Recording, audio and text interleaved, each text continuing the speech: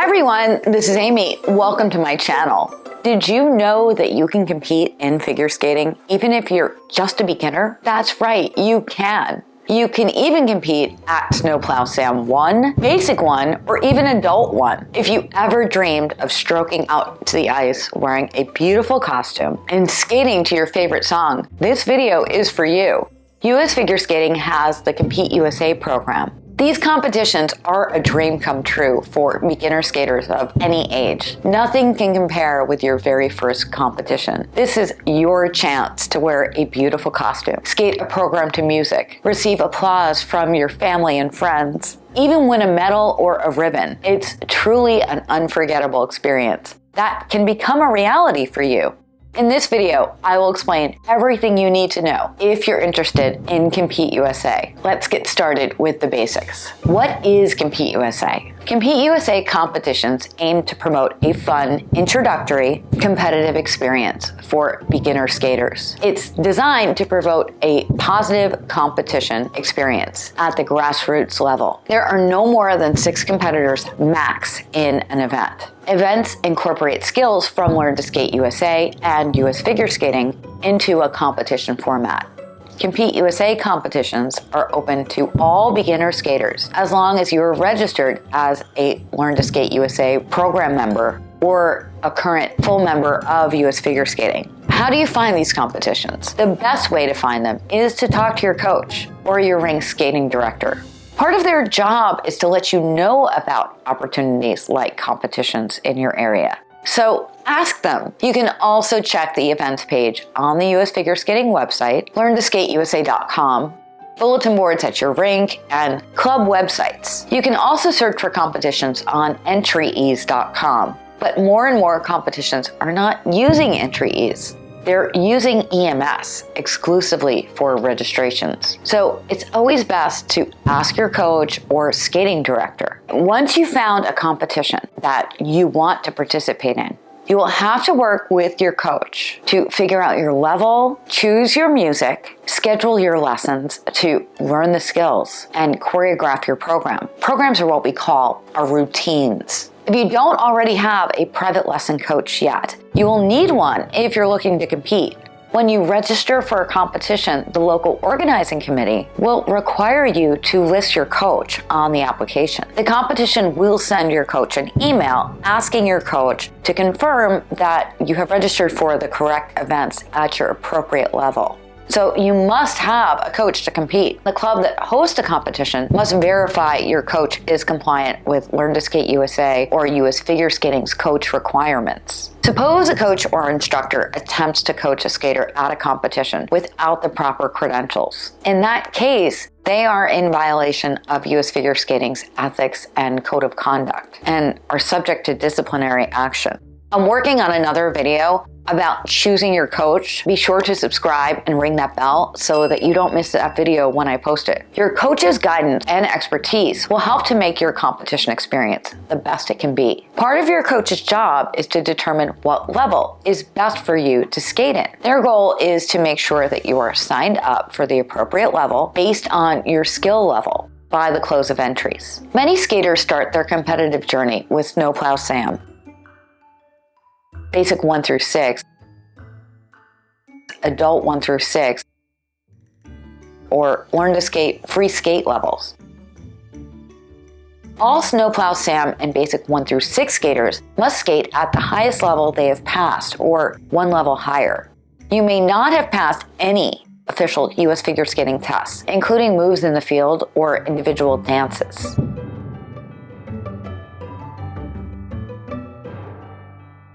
For the pre-free skate, free skate 1 through 6, excel, well-balanced adult and adaptive levels. Eligibility is based upon the highest badge level or free skate level passed. Moves in the field tests do not determine your competitive level. However, if you've passed any moves in the field, you must compete at the pre-free skate level or higher. Skaters may skate at the highest level passed or one level higher, but not both levels in the same event during the same competition. Which track you follow is your choice, but your coach will help advise you and should agree with your level. Sometimes a skater will sign up for levels below their abilities, purposefully just to win. We call this sandbagging. Sandbagging is unethical, and good coaches will not participate in this practice. There is nothing that spoils a competition experience more than sandbagging. It's vital that you're placed in the correct level. If for whatever reason the local organizing committee discovers that a skater's been placed in a category below their test level, the competition chair and referee will have the option to move the skater to the proper level, even if it's the day of the competition. This will ensure that every event is fair to all the competitors. It's best to ensure that you're competing at the correct level to begin with.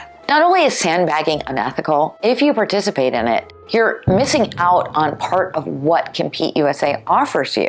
Preparing for competitions is a fun and exciting way to master your skills. Mastering skills means that you can perform an element correctly 8 out of 10 times. Compete USA is a great way to add purpose to your skating and put what you've learned into a meaningful context of a program. A good coach will consider the time frame before the competition, your physical ability, and any financial or practice limitations you have.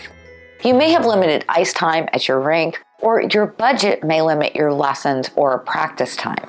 Good coaches are skilled with compromising because there's rarely an ideal situation. Every coach's goal is to be effective no matter what your situation. We all want you to get the most out of your competition performance. It's a given that a good coach is competent with teaching the required elements. But part of our coaching job is to have an excellent technical knowledge of all the rules and the actual chain of events that occur at a competition. It's essential for your coach to understand the problems and stresses that skaters may experience during practice sessions and the actual competition. Your coach will likely plan ahead to identify any potential stressful situations. Your coach will set a timeline and make sure the skating program is the right length and contains the correct elements. Anytime you perform in front of a panel of judges and an audience, nerves may interfere. A good result is bound to happen with good preparation and confidence. Regardless of the final placements, you should feel that you skated your best and that you gave your performance 100%. Your coach will likely practice simulations during your private lessons and practice sessions leading up to the event. With my skaters, I often give them an on-ice warm-up that I time and simulate a variety of skating orders in a flight. I also teach my skaters how to do a mental run-through of their program so that they'll be able to use this mental run-through to stay focused during any waiting period and avoid watching the other competitors, because sometimes that can make them uneasy. That said, some skaters perform better without going through mental run-throughs. Every skater is unique and different, so I adjust my approach depending upon the needs of the skater. I also have my skaters wear their competition outfit at least once before the competition. Sometimes a skater that has never worn a skirt, for example, needs to adjust to how it feels on the ice. This also provides us with time to spot and correct any adjustments that need to be made to the costume. Your first and most crucial step is to read the competition announcement. Each organizing committee that hosts a competition writes their own announcement. US Figure Skating has specific guidelines each season for competition levels, testing requirements, and prerequisites that skaters must follow. The competition announcement will have all the event information, levels, and requirements, practice ice information, hotel and travel information, and a deadline for the application. These deadlines are usually pretty strict, so make sure to meet all the deadlines. Event schedules are typically posted on the internet or sent to the competitors directly by the local organizing committee. Don't expect to receive your skating time and practice schedule until around a week or two before the competition. I realize that many skaters and their families would like this information a little bit sooner. Try to remember that the local organizing committee is made up of unpaid volunteers. These volunteers have a lot to do to organize the groups and schedules around judges, warm-ups, and ice resurface times. So this is the time for you to practice your patience. Please don't send them emails asking for the schedule. You will receive it when it's ready. Remember too that competition schedules are always tentative. Even on the day of the event, it's not unusual for your skating time to change. You should always be on site at least 1 hour ahead of your scheduled skating time. Many competitions will have practice ice available for purchase after the close of entries and the schedule has been determined. The cost of these practice ice sessions varies, but it's usually 15 or 20 minutes and it's more expensive than typical freestyle ice. Typically, you can't play your music during practice ice. With all that said, I encourage you to get the practice ice, especially if you're unfamiliar with the rink and the practice ice is on the same ice surface that you will be competing on. All ice is different. Having an experience on the same ice surface where you will be competing will help you acclimate to the difference in ice hardness, speed, and the environment. Now, let's look at the events offered in a Compete USA competition. The ones that you're likely most familiar with are the free skating events. This is where you skate your program to music on full ice, demonstrating the required elements along with any additional elements from previous levels. The elements required are listed in the Compete USA manual, but the skating order of the required elements is optional. The elements are not restricted as to the number of times an element may be executed, length of glides, number of revolutions, etc., unless otherwise stated. Connecting steps and transitions should be demonstrated throughout the program. These are offered for every level. By the way, if you're interested in Excel, I have a whole other video about the Excel program and the Excel series. There's a link to it in the description down below. I also have a video all about the adult competition series, and there's a link to that video in the description down below. Getting back to the levels, there are also other events. Entering multiple events can make the time and money you invest in your skating a little more worthwhile. Compulsory. This is a simple program using a limited number of connecting steps, skated on half ice without music, where the skater must demonstrate the required elements listed in the Compete USA manual. Spin challenges, also skated on half ice. The spins required are listed in the Compete USA manual. Jump challenges, another event skated on half ice. The jumps are required and listed in the Compete USA manual. Solo pattern dance, theater on ice, showcase, interpretive, team compulsory, aspire synchro, Special Olympics, and skate united. There are even hockey events too. But events will vary depending upon the competition.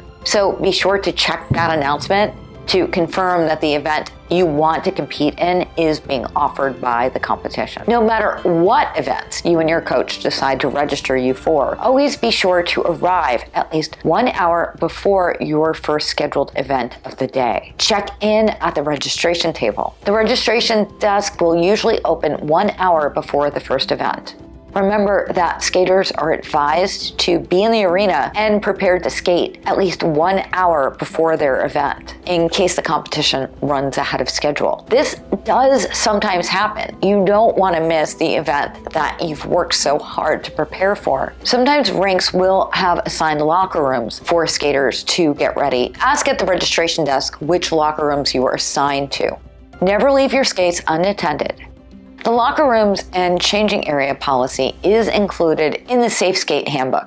Only athletes competing are allowed in the locker rooms. Your coach can't go in there and your parent can't go in there. There is an exception for skaters that are 11 years and younger, where one parent of the same gender may go in to assist their child immediately prior to and after the event. All locker rooms are monitored so that if any concerns arise, you can immediately contact the monitor. If you're concerned about this, the easiest thing to do is to arrive at the competition wearing your competition outfit.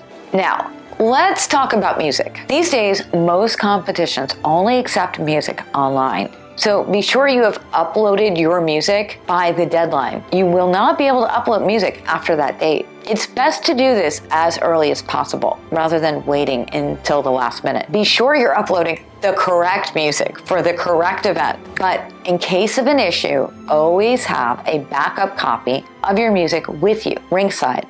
When you arrive at the competition, find your coach and let them know where they can find you. Remember, coaches can't enter the locker room, so if you're hanging out in there, your coach may have to send someone else in to get you. Be fully dressed and ready to begin your off-ice warm-up routine at least 30 minutes before your scheduled event. Put your skates on, walk through your program ringside or in the lobby if you can find a quiet spot, and start mentally preparing for your performance. It's also essential to stay warm, so wear your warm-up jacket and gloves. Some of my skaters even bring a blanket with them. When it's your turn, you'll walk over to the ice monitor and check in with them ringside. They will tell you where you need to wait and about how long it will be before your warm-up time. If you're in a compulsory event, make sure you go to the side of the rink that your event's being held on and check in with that monitor. There's usually not enough time for a lot of coaching during your 3 to 5 minute warm-up.